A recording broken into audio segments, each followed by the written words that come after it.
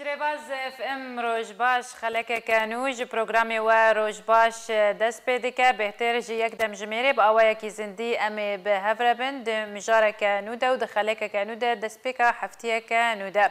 Îro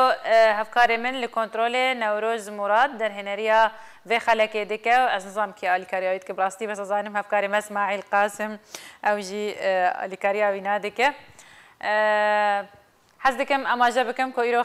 خەلەکامە وەکو وەدیت di destpêkê de stranê me stranê Rojhilatî Kurdistanê ne herwiha taybetmendiyek wêne jî heye ku du beşan ji Kurdistana pîroz dicivîne bêtir hûrgûliyan em ê xelekê de nas bikin careke din roj baş xeleka me dest pê dike.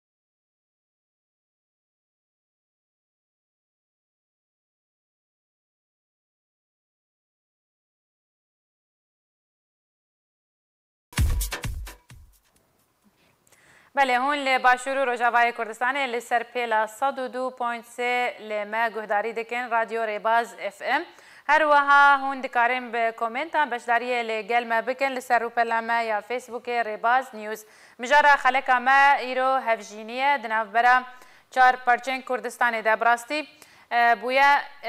تشتکی نورمال کو کچت روجاوای کردستان دبن بو که باشور کردستانش بر هاتنا وان اوایکی در بدر پشتی کریزا کل سوریه رودا ببورن هر وها وکو هفجینی نافبرا روج آوای کردستانی و باکور کردستانی او یک بری پر هبو گلک جی به اوایکی نگاتیف دهات بحث کردن سردمه که بوک دیار دا که تایبت لدورا جزیره یا روج آوای کردستانی لیا کو پر نبو او یک پر لروج آوای کردستانی نبو پر کم بو هلمتا تنه یا کو از ناس دکم یعنی کو او یک رودایه هفجینید نافبرا کسکی جروجلات و روج آوای کردستانی چه بویه رحمتیه هنرمنده هیجا نمر محمد شیخ بو کو هفجینا وینا خلک روجلات و اوجی دما کو لویده که بجه بو پشتی طهلایا کو لروج آوای کردستان دید همی کس دزانه کو نسرین یا نافدارترین ستران محمد شیخ سروی هاتی چکرن خلک روجلاتی کردستانی لی پر کما کو کسک روج آوای کردستانی ببا بوکا روجلاتی کردستانی بهتر ام دخوازن ناس بکن او یک آلیه وینان یه نگاتیف و یه پوزیتیف سلبی و ایجابی باشی و نباشیه و که چیه گلو پر بویه یانجی تنه هلمتن بچوکن اما و که دوی مجارا خود ناس بکن که میوانداریه بکو زاوایه که کریه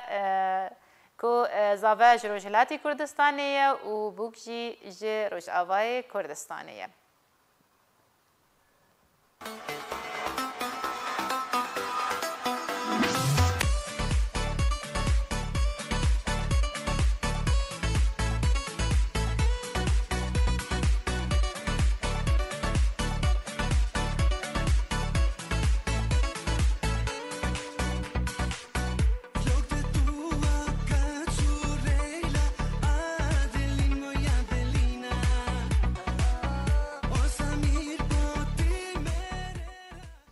بله او بکو زاوایکو مبحث وانا کر هر یک هدی محمدیه کو خلک روجهلاتی کردستانیه ل باشور کردستان دمینه هر وها بوکامجی سولین سگوانه از بجم تجدورا درکیو تشقامش لوی زمان تا درکی انسان ج قامش لوی هر یکه ج بازار قامش لوی له هر دوک ل باشور کردستان هفدو ناس کرونو نه بکو زاوای چن حیوانه هون نه حیوانه وكو لوان ديار دبه وكو مشوبات لسر روبا لوانا لسر تورن كوملاياتي جيانك برخوش أبا نحيف بهفرة درباز دكنو حس كرنا كمزندنا براوان ديو تكشتنك جي وكو مالباتي نهاية أما بيتر في أزمون ناس بكن بهفرة دريا ميفاني خوده بكو زافيما هيدي و سولين لي حزكم أما جيبكم أفداوتا كهون دبينين لسر أكراني هر دعوت وانا هند بینن شهیه که خوش جوان را هاتیه کرن هدی ازش جمتا دست پی بکم تو نها زاوای روش آوای کردستانیه و اکی تچاوا دبینه تشتكي باش دبینم و خوش و تشتكي نود حياتم دا تسيبوا برياردان لسرويه كي زحمت بو يعني دما تحسج سولين كر ناس كرنك مال باتي نابراود هبو دما كو تحسج كر ترامان كر دوان هن هرقليان ده زارا جدايا جينجها كجدايا يعني تو نظان اف كسانا تشاور رامان دكن حس كم بظانم تا بريار زحمت بو اري ناسان بقالكي جبر هفالي من قالك بني رج آفام أو تقريبا ناس كربون ومالبات واجي بس تزاني جم كردات يوبافجي مهم القرار داني يعني خاصة وقت يك زوجة جوارنا آسان بو جبر ناسينا مثلا ديوبافي من عائلة ما سر كردي رجاوا نوا كامن بو دست بكتو برادر براي وينا بو هون ليه كاري بو نسبة جم كواس ام استاذ المدرسة كي بافرنا م 8 سالة بل تو ما مستي زماني كردية درسي كردية براي سولين اوش درسي عربي زماني عربية بله وهفدو ناسكرو تو درباسي مالا وان بو بون وقت هبالتيه كهبو بشرته سولين ناسكر بله وقت بيجن حس كرنا جيك ديتني مانا بله سورين ازبيم جمتا همان برسيارش تبكم برياردان لسرويك يعني تشوي كسي حس كير كيف تجر هذا درباسي مالا وبو هفالي برايته بو نورمال بو لجمتك او نج روش آوای کردستانی هر وها نج باشوره جی يعني باشور بچکی نزدیکی می ام سر سینور باکورن جی لروجلات بچکی دوره و ما کسک جروجلات ندیتیه يعني وقتی خوندنه ده لهر جهه کی بچک دوری منه وكو جداهيد نافرا زارافان جيدا يعني كرمانجيوان جي بچكنا وكياميه وهر وقت هيدي جي بخسورانيه خلكي دفرا زردشته زحمتي دي تكشتنه دو افانا همي هنا بريار لجمته زحمت بو يان دنگ دلي خوف تدبيست راستيو كهدي قلتي يعني هناك تأثير أهل جهة فزمضطرب من لأنه رأي أخوة تاني ميزانم دي بابرا يعني بس جالي هناك وقتا خوازقيني تين بالعادة بأخلاق يعني أو ناكي جالي ولو فأزقلكي مرتاح بوم إنه جبر إبراهيم أو ناس تكر راستيم أو زودا نديت بو يعني جبر السوري بوم بلكي وقتا هفالي إبراهيم بو أزياز دصالي بوم بس وقتاز هاتي في درم أو ناكي جارك ديت جمن مهم براستي كأخلاق مبادئ احترام أفتش مهم تربونش زمان واناكي بس هناك ترسا زمان مرهب براستي جبر أز هفير نبو بوم باش أترسامش في كيبو نخواو كيدي أز مرتاح بوم يعني بريارته بأساني ستات بله أما بين سر بريارة مالباتي يعني از خدان از منك مدفيا كيد اجي بوكا باشوري كردستاني ما بري وينا بريكو يعني هر از في كسي يعني بافيريمند ناس جيبكم سردانك يتشم روشافاي كردستاني كسكش مالبات من قلتي اجر يعني داخوازي بوتا هاتم بك بس عراقيانك قلت انقلك يعني بمزحمه بو يعني لبجمع لروجافاي كردستاني ايش خلكي باشورت بيجن عراقي وش خلكي رجلاتي تقوتن ايراني اف روشنبيري هدي نما انا بحسي نافيتا ما هدي يعني كيف يعني نما بريارك جهات سروك مسعود بارزاني كو اف قوتن نما بيقوتن بيجن بيجن ايراني ونظام تشيل يعني رجلاتي كردستان روج اوای كردستان باكوري كردستان وباشوري كردستان چار پرچنه ل بين يك آلي دود بين يك زماني ده يك ملتن نهاجي اف يكتير ودان برخوشه برياره مالباتا تا هيدي دما تقول توان من بريار تاعي از جنيبينم وكتشاكو من ديتيا ابو تشيرو قلت يعني كارفداني وان رد فعلي وان تشوفون رد فعلي وان ندى قلتنا من بس دلي خدا يعني ترسك دلي وادا راسي ومالبات اما تانية مثلا امي ما نلفر راسي ام تانية يعني ديو بافي منو خو برايا من مالبات تيتشوك مالبات ما بتشوز كجبر قراردان سهل ترى يعني وقت امي تو كر امي تو كيو خالته هري عشيراته الفربه زحمتها هري بافايكي دي تشتغلي بس ايما تشوتسك بو قراردان سهل تر بجمرا تبشوان يعني باوريا وان اني تبشوان اقنعك ثقة تاوان باشتغالية منها بوجي من ناس يعني ديو بافي من الناس كان يعني وقت قرارك دم يعني زان يعني جمن واثقا راسي جمن واثقا ونرينا وان بشتيكو سولين ديتن ما هون شون وويديت يعني شد قوتن بتو او ناس كرن راسي يعني ما مالباتا سولي ناس كر ديو بافي من ديو بافي يجي ناس كرن يعني هردو مالباتا جهت ناس كر اري هاتسو انا قبا ما ذهبوا بس مسؤولين ناس نكر مسؤولين نديت بجبر براي مثلا الماموسا سليمان هاش نحسا للفرا بس سولين تقريبا سالة كنت اشتكى الفرا يعني يعني تالي سولين هذا فر بس مالبات ما هفدو ناس كر وك مالبات دوت باش مالباتكي يعني قال لك باشن جمرة يعني بمرة بس ما واسولي ناز نذكر أو جي بتو ناس كر همان برسيارة زشتة بكم يكم جار وقته هدي اف مجار وقت بيجن اللي مالا وفكر كو تتخوازه يعني زانه هفجيني نتني دوكسن يعني دبنيك مالباتك بتشوك تشيت كان لي هردو مالباتي تكليه وان شي دبنو دستاني وشارطن وزاروك تشي ببن خالي واناج برچاكينا ومامي وانش برچاكينا كارفدانا مالا وازانم برايت سليمان او يك هندري كيبو كو بدلوينا بو راستش بر هدي ناس كربري راستي بچكي زحماتي مدرباس كر حتى رأي حمكا ذهب زانيت ترسا اهل بالعاده شيا تاثيرها مجتمع هاي راستي يعني كس نابجي افكس باش ويان اخلاقيه وهفدو ديتون وحياتك باش درباستكن دبي خلكي فلان دري جا عائله فلان دري قالكي مجتمعي مال فابرسات كي راستي حتى جمالك يجي هجر خورتك نباش بيان كتشكك ويا عائله تبدا بيت شوطين يعني بچك زحمتي درباس كراستي بس كمن يعني ترسامش زمان بو راستي وكيدينا بس أهل جي نفس الشيء يعني ترساوانا كيش اشتغالية مجتمع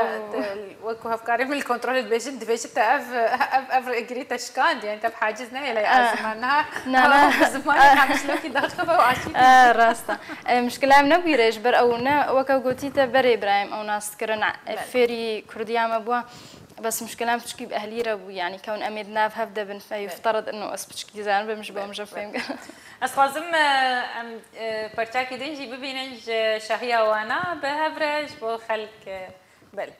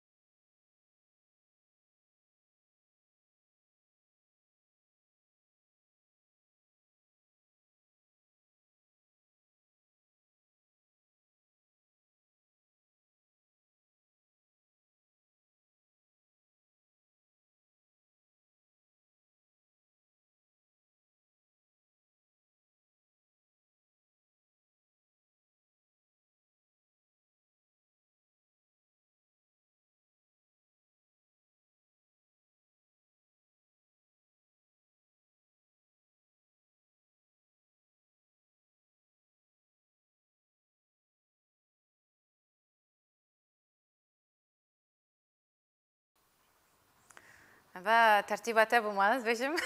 يعني عادي بو اللي متفقين بستي دعوتها يعني وقت بيجن يعني شو بيجن انعكاس يعني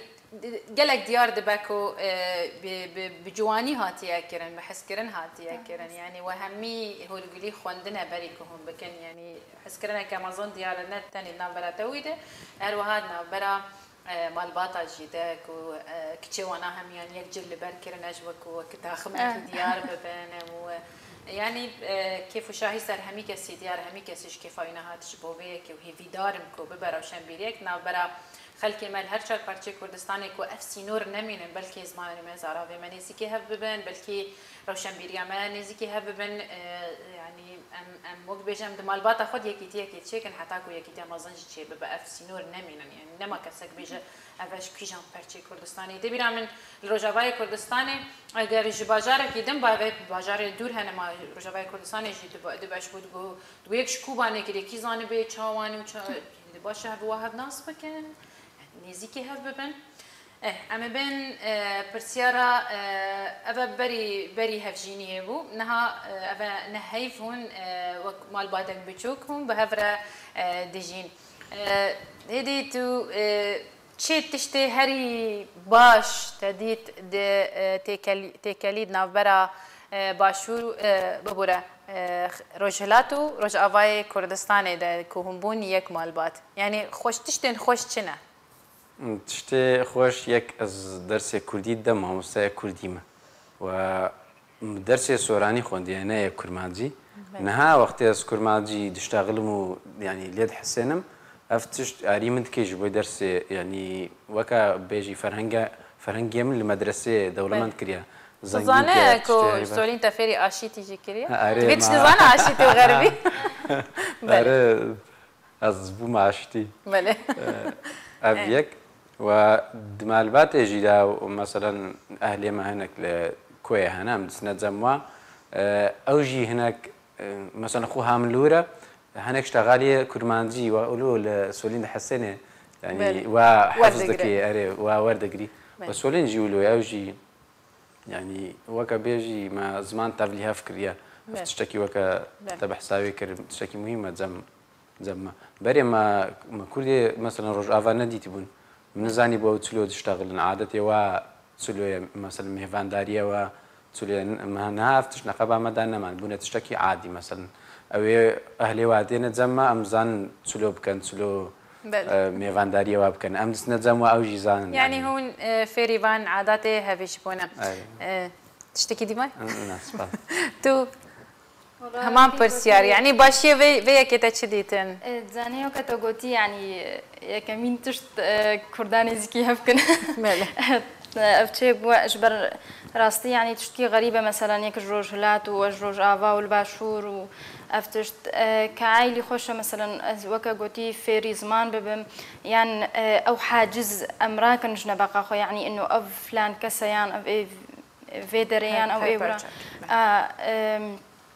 تشتي خوش يعني قالك انت تفاصيل بتوشكن بس ايامهم انه مرتاحن يعني اسبوشمان نبو ما بوي خطوام داي يعني ابي هاري كرينجا بله وكسك تنجي نونراتيا همي وي بشيناك يعني هدي نونراتيا خلكي رجلات همي ناكا تجي نونراتيا همي خلكي رج افاناكا وكسي باشو خراب شي ده هر جفاكا كده هر جهه كده وها بنيه باشي باش بوي خراب وجاتو شخصي ليه دمينا وكو هر هفجينيا كده في بري وينا مروف يعني باش ليكوليني بكاكو جيانا خواني بي لقل كيوي در باسكا و كسايا ويكوي باشيك باش بوجياناوي يانجي وي يعني بيشن تكبرنك باش جياناوي نارا لي از قالكي لقلبي ازمونيمك و هر كسك جي جهندك واباش كيجان بارتي كردستاني جه بدر حي ويكسي كساتيا ويكسي هاني بيتر اما بين سر هرغوليان جياني ين روجانا چنا او استانكيتن پیشی او اما از بیم یکم جاری جمع تدست بکن هدی یعنی گلک جاران از وکو از منا خو بجم یعنی تبحثی میوانداری کرد از نزانم وقت کو دعوتك عزیمه تشتك خوارنه هبه از چاو بکم وقت ام هرن مالک وان وقت بوکا کیتینن ام هرن سردانه کم اوانا همی جمر دبون وک يعني دوی هزار جاری باوریمن وگر یا ما وکو راوش کارکی او استنگین کو دیانا روزانه دتیم پیشیا و چنه درباری ویکه وقتی ام دسنا درکی مثلا ام دسنا از دسمت زموا يعني او دينا زما تالية روجة دا يعني بشتي ام هاتنا مال ام نقاشكي تشيكن مثلا فلوبو لازم بوملو كان يعني غلطي هفدو يعني تشتك ما نلازم بولو كان يعني لازم بوملو كان نقابة هفدو دا واشتغل يعني نقاش كان وإيدي حياتك عادية مش لما ما بريهم بتشنهم بأخو نقاش ناكل جبرم بلكي نزان كيلو ولا بلكي نزان هناك زارم سنة درك يم نزان تشي لور تشيد بي مثلا جمار لي دخل بيجن ورنا فيدي ام تفاصيل الناس ناكن ام نزان تسمع مثلا جمار لي دند بيجن ام دتسن اذا ام ناس كانت تلور هي هذا عزيمه كدعوتك يعني هذا تشد بيجي اجي نفس الشيء سالفه مهبانه وقت قلتي راسي بشكي يعني انا مثلا كوقت خوارني مثلا كخوارن بخويان انه كلتوري واني خوارن جدايا راس يعني مثلا على فكره تاثيرات صورين بوز براس دك يعني سشوني كمثلا تعاملات بوارتي واتش ضيفيني يعني تشبي برواك شاكات شلون اوجي اواي خوارنا وانا قالك بروباجي خوارنا خوارنا وان قالك تندرسته خوارنا رجلاتي كردستاني يعني رونو خوي حميدش كلمه افتش راسي بشكي يعني انها طبعا اسفير ممهنه كي اسبسر ما بس اولي ازت تشبيج ما في مهفاني كاز فيزلامي رون معاديه يعني كعادات او بشكي زحمتي مدربه سكر بس نهاك يعني باش اجبر قال كي مندوري هبون كعادات راسي بل تشج خوارني ميروج افاش بو هدي تشكرنا خوارني ما ياكل جموان ليك خوارني ما ياكل جموانين شنو ياكل جم بش دستيتات خو يعني مال بابيتات خو مقلوبه شامبر قلت لك افخارني ولو الجمعنا كاينين راستي بالمناسبه خسوه معلميه مقلوبه تشكيمز نعلمي بالدلوان يعني نوروزي بدلم شو مقلوب بله اف خوارني ولو راستي تشكي جيران خو ابدي يعني تشكي ولو جران همش تشينا كريس نعلمي ما بس تعملكو يعني او كسيكو ودعوت دكن يعني انها خشكي تهنا مربي تهنا وميفانداريا ودكن تاج مقلوبه حسكره هذه اكيد مقلوبه قلت لك شامبر بله بله وخورنيوان اظن بخورن نوي زحمت هنا يعني والله خوارن جيام خوارنا تشتكي بله زارنا سولين حز جواتكي وزارنا حز جواناك تناش خوارنا وان قالك حز كريه زدجنا بينا كي كشككه كشكك او ناكي كيف ام جرتي يعني ازدخم بس شيراني وش جودانا شيراني واجي نفس الشيء او جي شكري وكيما او تقريبا خوارني كرد ايراني صحيح ترن بهتر صحيح ترن مثلا ازملك اللي قلت ايش تخانيها كو خلكي رجالاتي كردستان يبون لك جهكي كارمن يعني او بون جبرويه قال لك اصلا خورناوان او كفتات تبريزي و قال لك خارني قرمه سبزي خارني واني خوش اري طعمها وانا قال لك خوش راسي مثلا شو نشور نتوجن يعني قال لك دهون تيدانا بس صحيح ترن بله بله تفيري وان خورنا ويا يعني حسدك او خورنا كشكك كيف ام جرتي او دي طبعا از دخم بس نسبك قليل جبر از راستي تشتي من خوارز نكارمكم طبعا خورني وانا كيف فيج مرشيتكن انه بقدره على اساس انا سكرشوا نوروز جبر من او قرمه سوزين ازان من ابيناكي او ناكيش بو متشكرون بس طبعا مكاري بوز بخم بس اكيد هاي تايبات ودك اتشدبا وناف غوشتو فاصوليه سورده او قالك خوش جرى ياكي تجي حزناك جرى السيا تجي حزن من خواري راسي بس از متاكد مخوش وبقدره حتى اجمر شكرنا ياك دو جاري وقت شاو الجمع او ملوخيه دخون نعم كنجي او يملخيه خرط قرمه سبزي او انا بديلي هافن يعني لنافرا مواد قرمه سبزي خوشتر ملوخيه نعم ملوخيه خوشتر مقلوبه فردو كايا تشتي وكو كلتوري خوارنك وهر چار پرچه كردستان بدولما يعني ابراخ بجينه بوان ديك هنا بدو بله از حس كم افكار من كنترول پرچه كيدنش دعوتا هدي وسولينش بومدين انا كرامات با بجم افاق حنيه ونيش مردين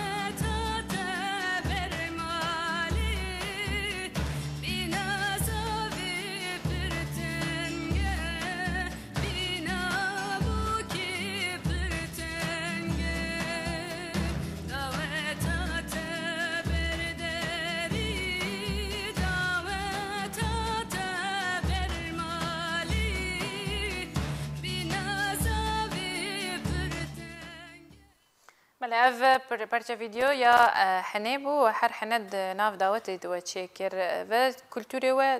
یعنی هر دعوتی دو هوی اوه کارن دعوتیش داو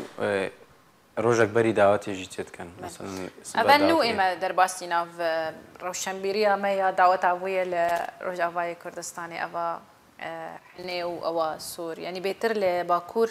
دهات دیتنو ل روشهلات يعني الجموع أفايش كيفن ديه.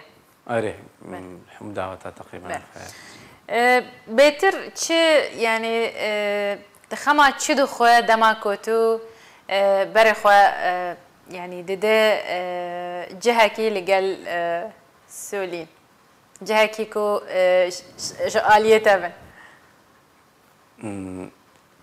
لبسوي تخوازم بهتر ولو روشالاتي به. بله. أبيك وقتی برای خود دم جایی که جمن وقت يعني دو وقتی خود علور حاضر بم و خلق بینیم کیف خوش وقتی مثلا خلق مد بین المد حسني دقازم يعني وجه مولو جاشبه جاشبه أري هفت جم تو همان برسيار كتو هدي بري و يعني يكم جارب هاتن جمع دوامي شبو امزافه ناس بكنو ابيلوز بهيل تاكل بشتي هون بوم بدرجستي يعني بري تدركي بتخمه تخور زاني جمع الجمع يعني حنكيمه بشكل عام زي انا كم دشتغلن ام حنا كافرت كن فاولي طبعا نعمي بتبعت تيمه وعاده رسمي ترن يعني نا اوجي بلونا طبعا بس ناب انه كون هاتيه جمع كون ازقل كي نعودي بمسريان انه زان بمشاوايا بترسامن انه كسك حنكه كيف او نزان بحنكه يعني جي فهمنا كيان جبر يعني زمان جي تشتي تحددني حنك وراستي جب اف بشكي مشكله بوجمن جوهرتنا زاراوه كي جهكي تاجهكي وهر وها جوهرتنا روشنبيريه جيده برسگيريك مثلا حنكات زانه يعني قالك جاران او حنكا دكن تو كني تبيناي شبرتتينا كي يعني تنزان بالشبت قربي بلكي تشتكي بيجن جريداي بزنجيره فيلمكي التلفزيون ده بلكي تشتكي جريداي بتشتكي زاروك ياواندك ولاريكا تشتكي يعني كانت بينا وتشتن هنش تبيج تقول كي بكنو كني وان بينا نفس مرة زوب بهذا الشيرين نابا قرت نظام حنا أجبر نفس الشيء وقتها جيت شو بيكون وقتها قوتي أو تشتكي جو فهمت كن يعني كان راست كان بس إنه فهم كريان إنه يعني نفس الشيء وقتها أو تبلكي نفس الشيء وقتها أو تنجمع مثلا بلكي تشتكي مرتشب ويان موقفك يعني كسك مثلا بالعاده قالك شخصياتي مضحك هنا مثلا انه ام سرواد نركزين بلكي او ناس ناكل مثلا اي روج افانا اف تركم ابو از السوري ناس دكم بريكو يعني اف هفجيني تشيبه نابراوي هدي داش بروي كيجي جارك من برسيارك شتكر دسبيكاكو هون بوم درجستي هون بتشزارا بقال هف داخل انه هم درجستينا تاكيد هم بشبه بو هف سر واتساب كي تشتكي هم بتشزار افيت بويدني بسين حروفي عربي طبعا بس قوتن كردي يعني كرديه ما كرماج تباش تجي فهم ذكر دسبيك كده نحن يعني محمو كلمات فهمنا لكن بس مفهوم فهم ذكر قالك جاران جي اسبينم تول سر ستوري خو واتساب يعني جي هر سر روبلا خو فيسبوك كنت قلتني تخش بو هفجيني خدني بسينه بعربي دني بسينه وقتها ازداد خم طبعا بريز داخم ازبيجم انه مقصدام ابش برو لو وقتها تعليق الداني زاني قمت تجير قصدان يعني وانا يا حنان شي قلت دخورتك صرعنا يعني يعني قالك نفس الشيء وقتها او دات از تحاولين نفهمكم او عربي فهمت كي نوعا ما بس از نكارم بيدش تغليان كاري في الجباتة كيروني جبرك وعربي جي قالك نسكي فارسي او جيب قران خوندينا باش موكود ناف خوندنا ويا كل الودا كود خوند رجلاتي كردستاني وكو منهاجي ريبازي ايراني مانا يخوندنا وني سرتاي يعني تبدا مش فارسينه بس من الفر ايه تو هو فارسي دخانت قران شي هر يعني هي وقت بيجن وخونديه تشتكي رئيسيه نافري بازي واند وكي عربستاني ودوله اسلاميه يعني شبرويه كدفي باش عربي يعني كاربه تبكي نيف زماني وشي عربي وما نازم زماني ايراني نسماني عربيه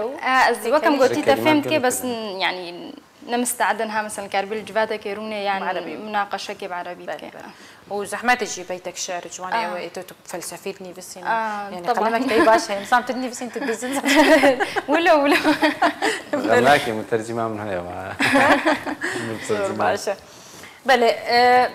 باشيه كوتديتن لجم رجلاتيا وكو عاداتي وان دانو ستاندني دوانا تشتيت قلكي باش تديتن تقول خوزي افيك ناف مجيد يعني هبه لروج افاي كردستاني تشنا زاني او شي قلكي بدليت ابو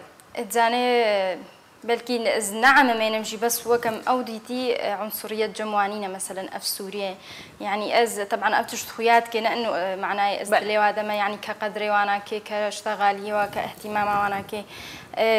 جم راستي خاصة از وقتها بري خدا في خطوة قالك يتقولون إنه خلكي إيراني مثلا بلكي بالنسبة للجم وانا كي كيم ترى إنه تقبلها وانا كيم يعني فهمه وانا كي افتش قالكي كيف فهم جرهاتي يعني سبي مرتاح براستي افيك هي الرجاء كردستان من بخوا دسبيكا هفجينيا من زحمتي دي تجي كسن قالك نزيكن من كود قلتن نتقولن كسكي إيش باشوري كردستاني كريا يعني تقولن يكي عراقي كريا يعني بغريبين أحسن أزنهشت مثلا وقت أزنا حتى هنا كقولت ميري وين عراقية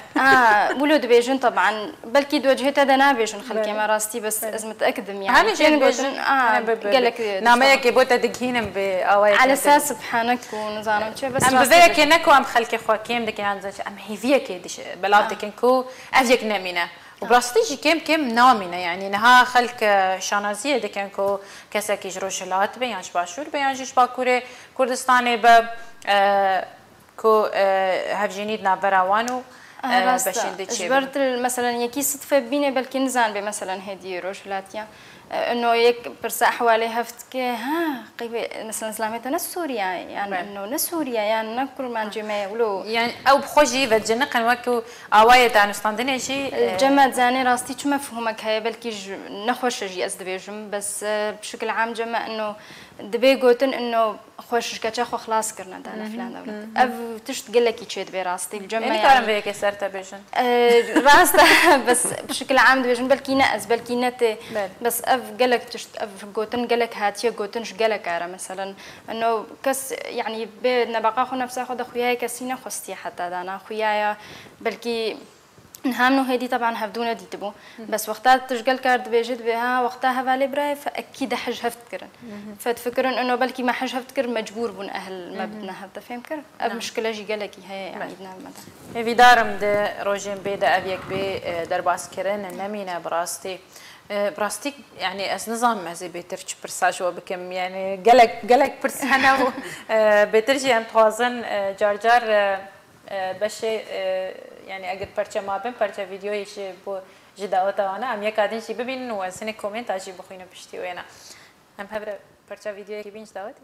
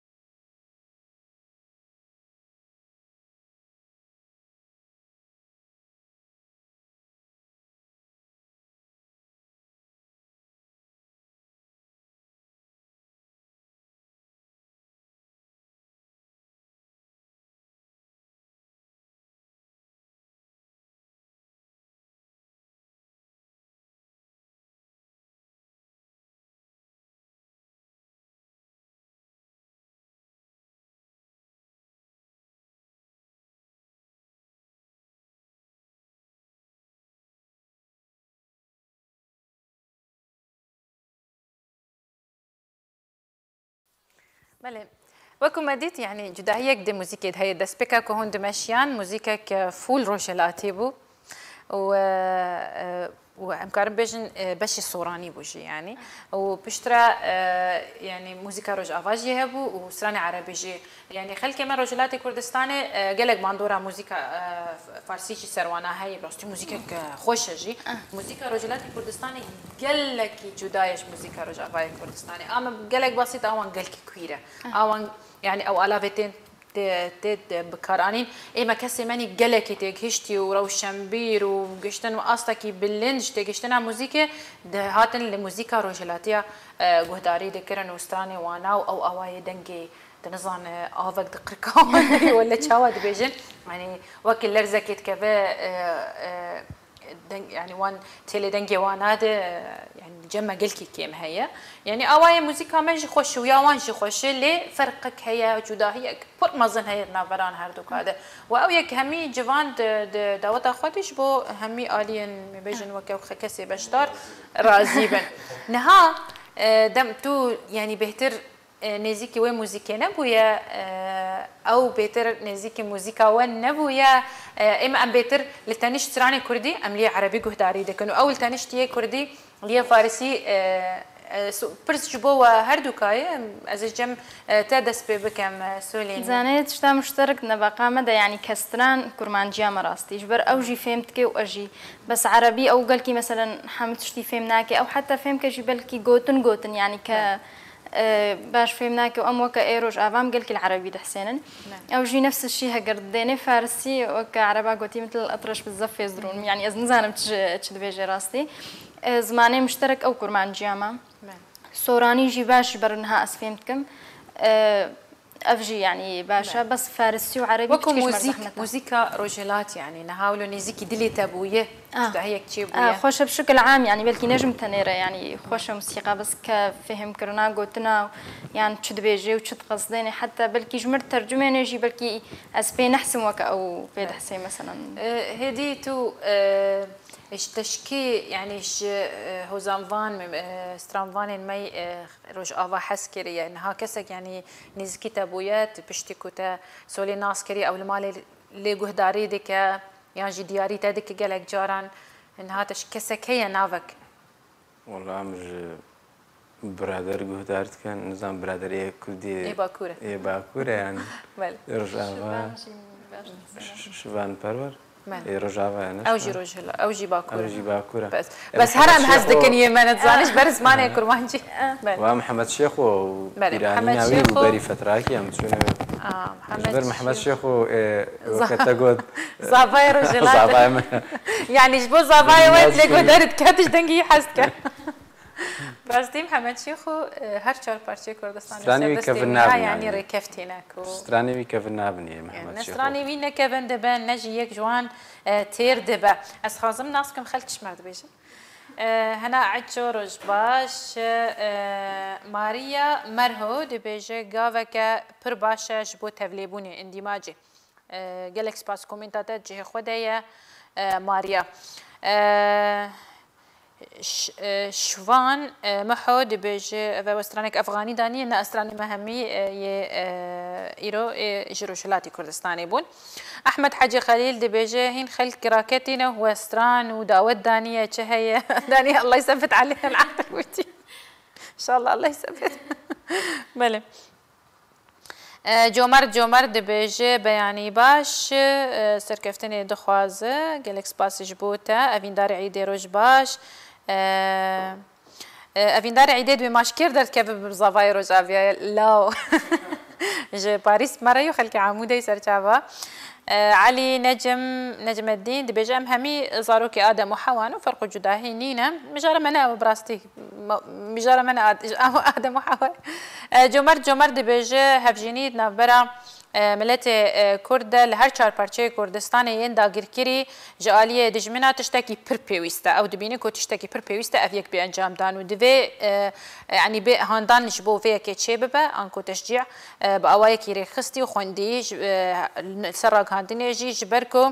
چارنویسا ملت کرد و خونی وینا یکنو دبیجه شیرین خان تو یکم کسی تاف مجار گوتی از نزانم کو کسی گوتی انا لی جبر ازمونا سولین یا خوش من حاسكر ام ایرو ویکی يعني وقت بیجن لسرمزی دیننو ام هفرا گنگ شب کن عدنان محمد دبیجه هيفيا جيانك خوش بو ودكا ودبيج هزار جاري بيروز با عدنان هروها دبيج داوتا وقلك خوش ليان صادق روجباش عدنان محمد دبيج زارافا اشيتي زارافا يا كما ليلى بيجي رجا خير وخوشي با روجباش ما مصطفى خليل قادي بيجي سلافين جرم جبو ميفان انت شيرين خان جلكس باس عائشه محمد حنان بيجي روجباش وروني دايه تو وميفان انت روجباش بمالباتا ريباز وهمي شوبينران اسعد يوسف روجباش جومر بيجي كردي روجلات نكو كردي ايراني زافي ماد في تولو بيجي واجي قوت لهر زمان ما زورا مدبه ام وها يعني ام فير كرنا لامنها ام قالك هولنا بيجي روجلاتي كردستان امنا بيجي كردستان ايراني يعني كردين ايراني هفكاري مع علي عمر دي بيجيتو بخير هاتي رشيتو وهفجيني خو جارك دي جدانيتو بخير هاتي رشي انتو برفع علي احمد ابو شيرود بيج هزار جاري بيروز بو علي عمر دي بيج ريزو سلاف جبو هفجيني سولينو همي برسين ما همي براين ما اس يعني وكو بيج شاشي هاتيه براين ما كردين روشلات رشو بيجا سباس ودل شاندنا جرنجي آلا كردي ونيشيرفان حاجيت بيجي روج باش روجا وخير خوشيب روج باش جبو وهميان برسك هبو من هيك ربايا لي وبرسبا وينادا بريكو از وبرسي بكم ياكو بوشمانن يانا لي هدي برسف دا قلت يسنا بوشمانم لا اكيد ازنا بوشمان بله اگر كسك هاتو اشتا برسي قلتي برادركي تا قلتي يعني اسيش تخوازم من جيك تشك بو خوديتي خلكي روجافاي كردستاني ايش تخوازم تيكلي وجفاكي ببمتي تشي بيجي هدي دبيجن قوتنا قالك دبيجن كايكي جمربينا اهلي روجافاي كردستاني نزعم بس او قالك دبيجن بس ترسك دلي وادا هي او ترس ما دلي وادا مثلا دبيجن بلكي نباش بلكي ام نكارن بافرا مثلا حياتك اخوك ترسي جويك ياكو يعني قلق بيان نجهف قلق غريبا يعني اري دوري هافن نو كم يعني تفلي هاف نبنا راسي عائلات مثلا ناس ناكن يعني ترسك دلي وادا هي يعني ناويرن تفلي خلقي ديبن تاني عائله خدها عند او ترس نشكو بوج جروج افاتاني او ترس جهمي همي تشتي همي تشتي دربه بله من برسيارك لوسين سولين كربو اللي مشتام كربو ياكو يعني باشترين تشتو كروشن بيريك اللي خجم خلكي روج افات ديتو تتخوازل روشلاجي او يك بلاف ببا مشتا برسي تاقوت انه او عنصريات الجموانا نينا بيتا تشد بينا ناف خلكي ما يروج افات تشتاكي تقلق جي حسبك از جم خلكي روجافاجي نظام تاني جمرافا ولويا يعني جحمو كثيره از خو غريب نابي راسي يعني روجك مخو غريب نديت يا جما تشتي وهارمين وتشتكي دي خلكي روشلات يعني از بيجم بهتر تدخل روجافا السوما كردستاني تركي از كردستاني ايراني يعني واناست كم از الفرد عيشم كردي روجافا مديتني يعني تقريبا ما حد صار بارتي كردستاني ديتنا كردستاني روجافا من نديتيه بس الفر هنا يعني تخلكي ويديتي يعني جاليه خوارني با كم تدخل اري خوارني شور دخل مثلا توج دخل بس كم يعني كميه كم دخل بس ايه فرو ايه منيش اختي بيني كريا لا يعني اللي جمع مقارن يك جمع يك وجبه خوارن بخون وبرزغريك نينا ل اوانا دفي سيجاري بخون خوارني باجي هرسي ودفي شيريني بخون دفي يعني دفي هميت تجي خوانديبه يعني خوارن برنج هبه دفي شلل تنشتي هبه يعني مرقه وكبيشن يعني دفي هبه لجمع ما يعني سلطك شين ايوانا دفي سلطه هبه ودفي شيكاي من باش دجي انا خوجي ديتي لي ام هول ددن وعم بكن وقخم بشكي تابع خوكين بكن ملي ام بين ام بحسي وكو روشنبيري نها هون بشتي ازمونه هاني هون هر توجي دكسن خواندنا يعني هون جيشتنا استيزانين جهت خواندنه ده واتا هون حز كرناش خواندنير لجموا هيا لي تشتي وجبينا دوی زاروا کرمانجی با و از بجم کتاب ای چاپ کری لروجلاتی کردستانی کو نویسین خلکی روجلاتی کردستانی به رنگ کیم با و تيجي نكارب فارسي بخوينا هم بذي خالي يعني هون اليكاريا هفدكن كون ها او فيري فارسي ببجبو بيتر يعني وك يعني زي دبارة كيانجي سربار كرنا كجرو شمبيريا وينارة تجي اليكاريا ويدكش بوان كتابة اب لاتيني نيفساندن كردي يانجي هر وها بآرامي هر وكوا يانجي يعني آلي كاري هي في آلي دنا براوده بشكي زحمتها عربيجي بشكي زحمتها از ويزوب على المينميان او جي نفس الشيء بس طبعا محاولة هي قالك جارة مثلا ازروش ما قلت مثلا فيركا يعني ولو مجي كتابك عربي اني بو يعني على اساس انه مقرر عندهم هبدو علمين بس تبكينا كيف بتشكي زحمتها يعني اذا نابج متجهده قوم قوتي بعلمي عالمي واجي نفس الشيء يعني بشكل يعني هولي وهنا شوفي هيك بس يعني وقت اللي في الشام قال لك ما نهمه هي بجمعني بزاروكي خور فير ببن بله ها زاروكي و بتش زارا في وقت اشيتي شرط مقابله وجدك ما دي وتش ناف يعني شخور حدان دي اكرجارك كشكاك وكوريكي وتشي به نافي وانا بكنش ابيك ديار دار سربيتش تيجي هي على فكره او طبعا كورباران بس كيتش أود بفرشته بكرمانجيو ونفسها ترجمة ملاك بعربية وإنجل يعني حيرين إنه هرسي معنا طبعا هردو سمعنا هردو زعرابان فرشته كردينا بس يك عربي يعني تتخوزم ملاك بنا فرشته با أو ناكد بنا بفرشته فرشته خوشتر راستي هون چند يعني هون دو كردن وهون سر كردينية هون جيشتن هذا غير رنجة أجر كسكي إيراني با يعني رنجة مالباتة أو يكرت كربانا وقلك زحمتي بوتشي بايا جبركو هردميني يعني إيران برشاكج كردستاني داغير كيريا و چند يعني تفنگ دكابن هاف براوي حس كرنا هاني ده لي خلك روشلاتي كردستاني أو كردي خومانه وقتش كون مسروينا في شركر نافي باوان كيف عم جرته بس أو بتشكي متردد بينا شيا باوان والدين يعني بابودين باوان خوشة بس جبوي زارك كما جبر جياوا كرمانزا زارك بهتر دعمي يعني زارابا دايكا والله مرجنينا لو كمان بيتر بهديني داخل بنا فكر ما نشامن يعني زانت تكلياوي بيتر ويل بوان ري يعني ازيكم او برن يعني بس بشكل عام ها الجمع السوري جهه قرديه غربيه تبيني بيتر زاروك بغربي تشتغلي اشتي نفس الشيء يعني دي بتشزماني دشتغلي بهتر زاروك جبر او بهتر بيردماني وبهتر المعنى يعني نوكفا بينن لدعوتي رجلاتي كردستاني بوك وكفيد الباشور كراسو خفتان يعني يانجي جلي كردي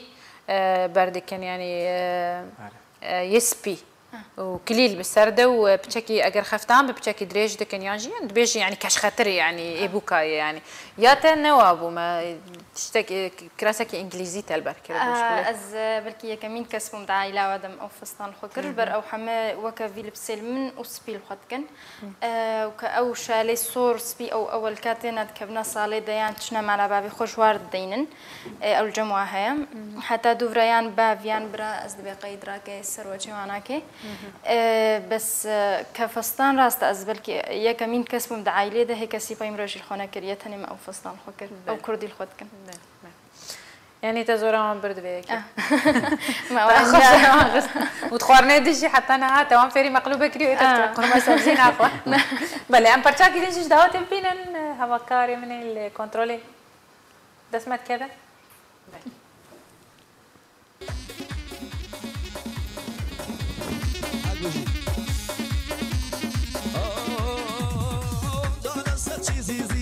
اي هنا سودلا من بيتو يرانا جاشيان يمقلم اي خوان دموليو اي جوانترين كلم شيرينا شيرينا شيرينا تا شيرينا او نرمى بيكنينا شيرينا تا شيرينا او نرمى بيكنينا ربي اقايلة توبي الشيخة قايلة مدينة ربي اقايلة توبي الشيخة قايلة مدينة الشيخة قايلة مدينة شانا كيف وشو قباوك قب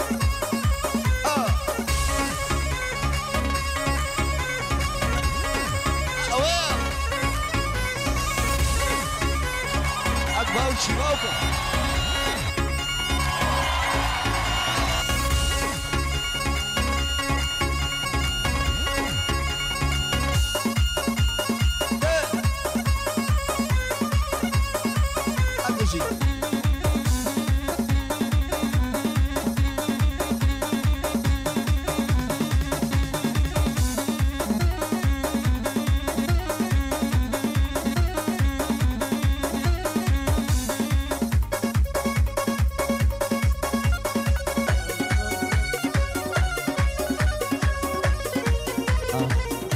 جاتا مايلي بوح بميلي جيام جاتا مايلي بوح بميلي جيام يا سابع مايلي بلك من جنيني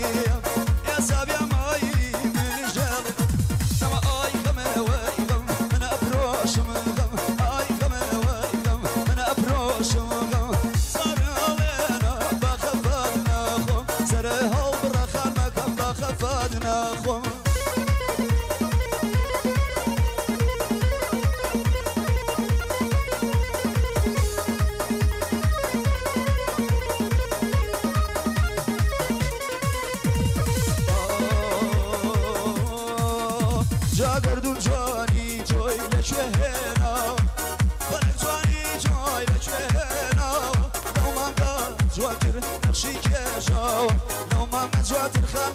نقشي ليالدا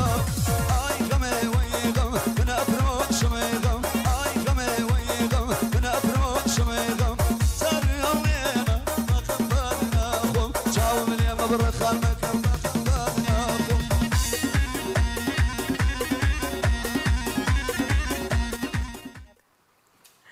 بله جاره کردن نملوه و گریانو پشتی پرچه ویدیو کردنج دعوت زماوند شاهیه سولین و هیدی